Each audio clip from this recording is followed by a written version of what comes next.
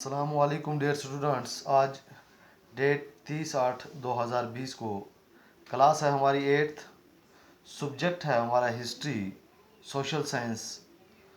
तो टॉपिक है हमारा इंडिया आफ्टर इंडिपेंडेंस, हिंदुस्तान आज़ादी के बाद। जैसे कि आपको पता है कि हमने इसका कुछ हिस्सा कल पढ़ लिया था। तो आज इसी टॉपिक में से हमारा जो सब टॉपिक है वो है a constitution is written. A constitution is written, ये हमारा सब टॉपिक है। ये T2 से है और पेज नंबर है हमारा 129।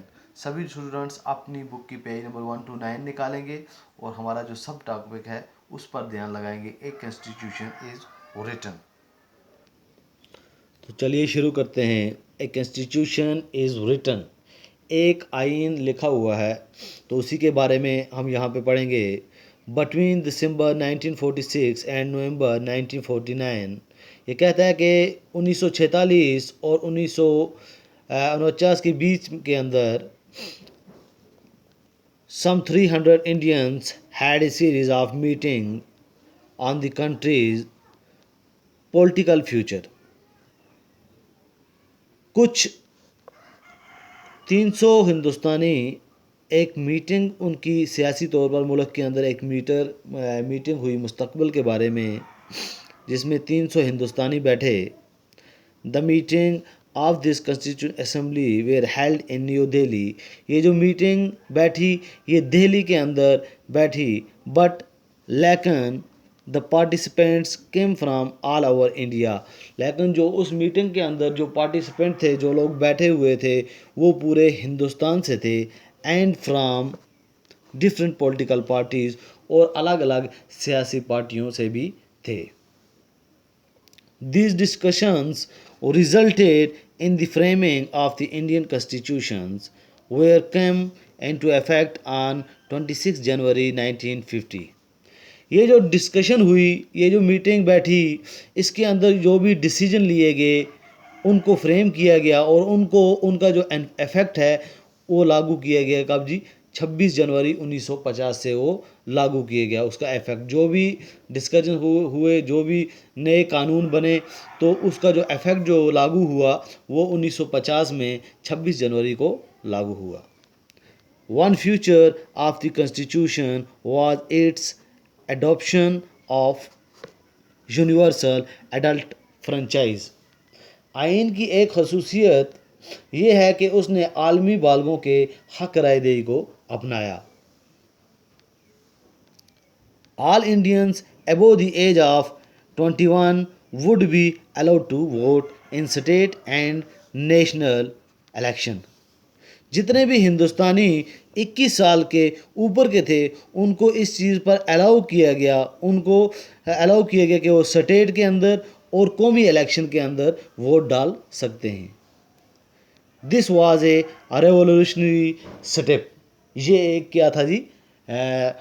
इनकलाबी कदम था, इनकलाबी इकदाम था। For never before had Indians been allowed to choose their own leaders। इससे पहले हिंदुस्तानियों को इस चीज़ का अलाउ नहीं था कि वो अपना लीडर खुद चुने। इन अदर कंट्रीज़, और दूसरों मुल्कों के अंदर, सच एज द यूनाइटेड